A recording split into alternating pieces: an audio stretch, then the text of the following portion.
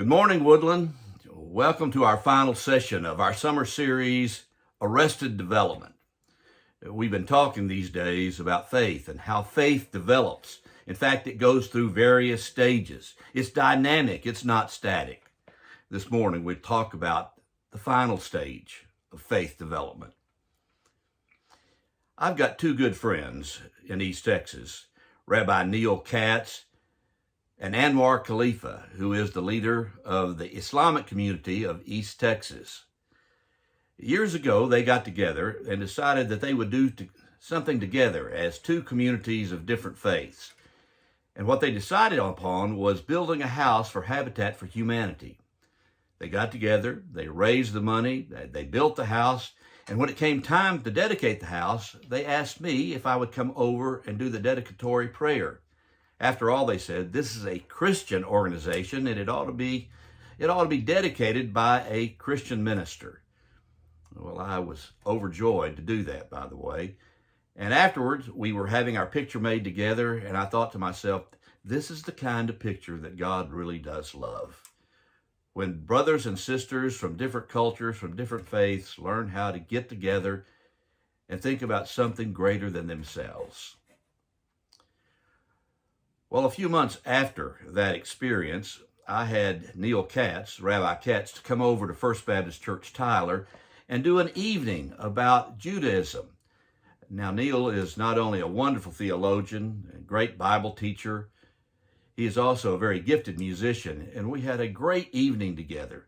Afterwards, the people were swarming around him. They just thought he was wonderful, with the exception of maybe one woman.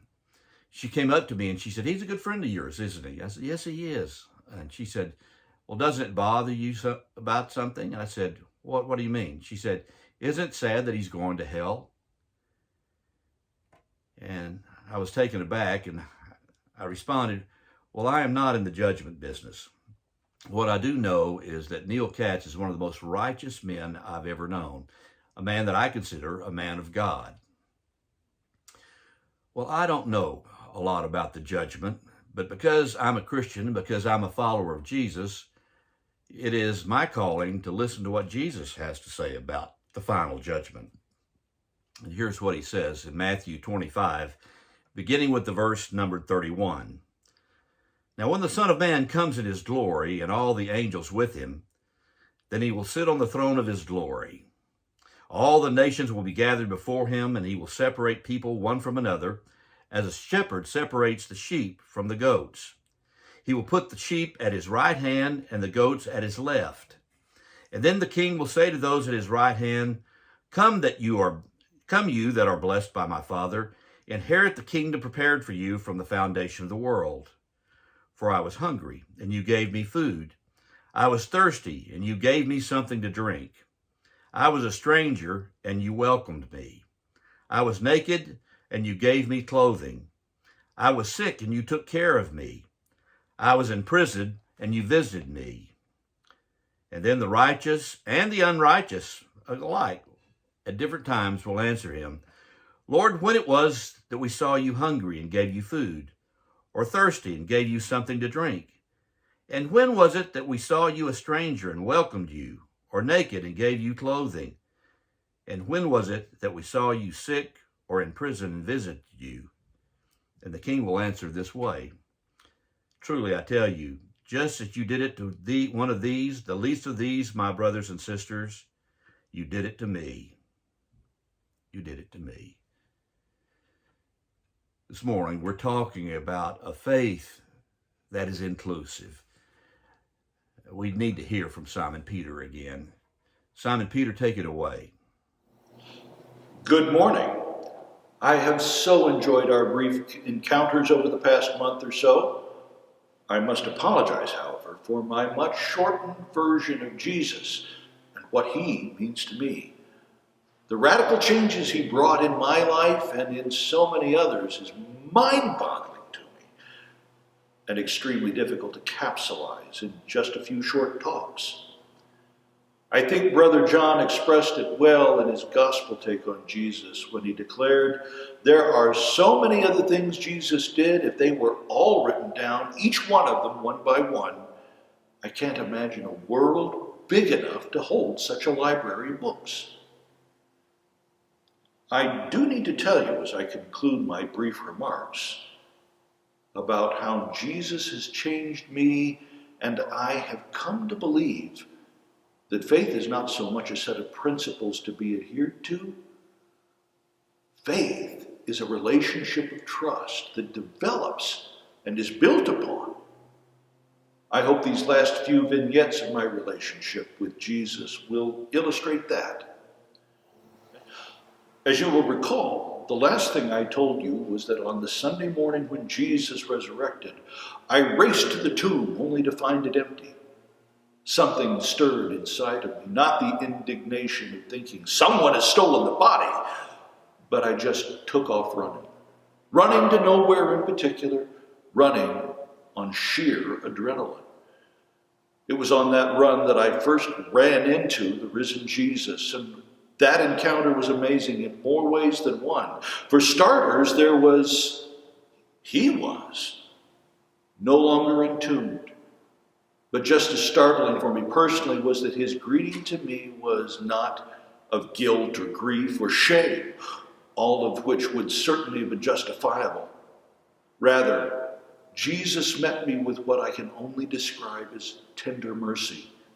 He embraced me and said, "Simon Bar-Jonah, I think you've learned some important lessons."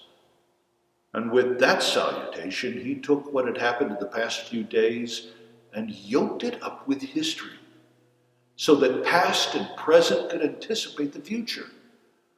I had begun to comprehend what he had been trying to teach all along, but let me emphasize the word begun. Even with this unbelievable experience, there was so much more I had to learn about faith. But isn't that the way it always is? We are always in process, on the way. If the truth be known, there was still so much I had to learn. I didn't know what to do exactly, so I went back to what I know best, and that is fishing. I returned to Galilee, and I guess the rest of the disciples were confused about our callings as I was, because they went with me. One night, as we headed back to shore, John nudged me and said, "Look, it's the Lord." And sure enough it was. And without so much as taking off my cloak, I jumped in the water and raced to him. Once again he embraced me with that tender mercy. "Do you have any fish?" he asked. "Do we have any fish? We have a net full." "Well, let's eat." And we did. But at the end of that breakfast, Jesus motioned me aside and asked what I thought was a strange series of questions. A litany of, "Simon, do you love me?" 3 times he asked me that, and I must admit I was becoming irritated because I knew he knew I loved him. Only later did the awareness dawn that those questions were inextricably linked to my 3 denials on the night of his arrest. It was like being given a test that I had failed miserably, only to be allowed to correct my answers so I could pass. The grade he gave me was actually homework, because he said, "Then feed my sheep." It was that grade that gave me the confidence to step out and lead a movement of grace. It was that grade that empowered me days later to stand up in the public square of downtown Jerusalem and proclaim Jesus as Messiah. It was that grade that emboldened me to lead thousands to understand that Jesus the Messiah was no political warrior, but the Messiah of tender mercy and grace. My faith took me from Jerusalem to Antioch, from shepherds to shopkeepers, from religious fanatics to repentant sinners, from judgment to grace. I thought I had finally arrived, but I was wrong. You see, my faith was still narrow-minded, bigoted in reaching out to some but not to all. In Jaffa one evening, I was staying with another Simon who happened to be a tanner. Now, you have to know that being a tanner was about as popular as being a tax collector. The occupation is so nasty. The thinking of most Jews I knew couldn't accept it. But I had chosen to stay with Simon for the same reason that Jesus would eat with tax collectors. I wanted to make the point that Jesus' grace was for all Jews, not just the pious. I was given a broader understanding that God's love was not limited to just the Jews. It was there one day just before my noonday meal when I was in a prayerful state, and suddenly a meal was spread before me. Some of the food was kosher, but most was not. I drew back. I did not eat unclean food. But the voice came from heaven and said, "Get this, 3 times, eat all of it."